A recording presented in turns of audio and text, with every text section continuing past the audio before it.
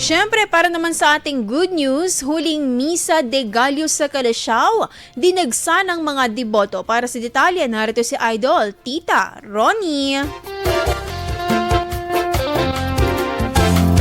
Dinagsa ng maraming deboto at pamilya ang St. Peter and Paul Parish sa Calasiao kaninang hating gabi para sa Midnight Mass o Misa de Gallo bilang opisyal na pagsalubong sa araw ng Pasko at pagtatapos naman ng simbang gabi o ang siyam na gabi ng novena bilang paghahanda sa kapanganakan na Hesukristo.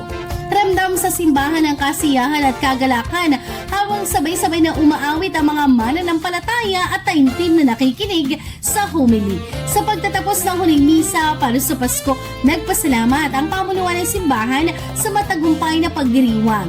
Masiglang palitan din ng pagbati ng Merry Christmas. Ang sambit ng mga dumalo bago magsiuwian at magsalo-salo kasama ang kani-kanilang pamilya. Muli namang magsasagwa ng misa ang simbahan bilang pag-aali ng dasal sa bungad ng bagong taon sa December 31.